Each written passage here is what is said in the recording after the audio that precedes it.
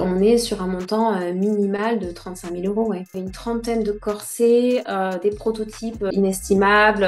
Il y avait aussi une pièce qui était destinée au styliste de Sabrina Carpenter. Vraiment, ça représente 18 ans ma vie de corsetière. Voici Vanessa Loriola.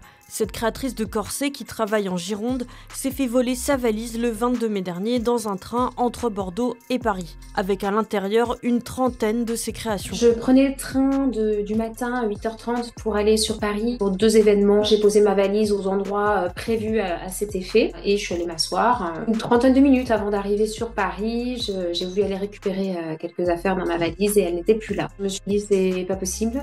C'est la première fois que ça m'arrive. Je fais régulièrement des allers-retours sur Paris. Vanessa Loriola demande alors aux autres voyageurs s'ils ont vu quelqu'un descendre avec sa valise à Angoulême ou Poitiers, où s'arrêtait également le train.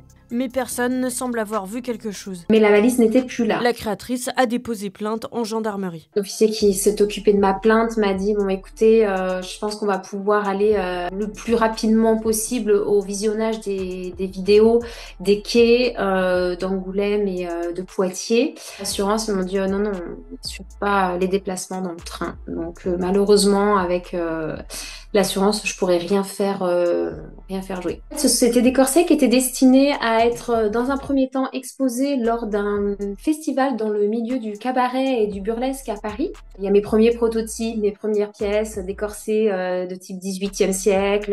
La jeune femme a relayé sa mésaventure sur les réseaux sociaux dans l'espoir de pouvoir retrouver ses créations. Peut-être que mes corsets sont partis en mise en vente sur des sites de revente tels que Vinted ou Le Bon Coin. Donc j'ai voulu alerter aussi ma communauté et finalement ça a pris vraiment une grosse envergure.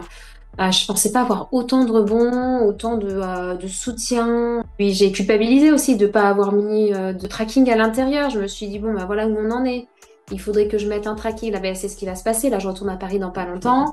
Je vais mettre un tracking à l'intérieur et je vais acheter un cadenas parce que le rack à bagages est en métal. Donc, je vais mettre un anti-vol dessus. Et en fait, on en est rendu là. Voilà.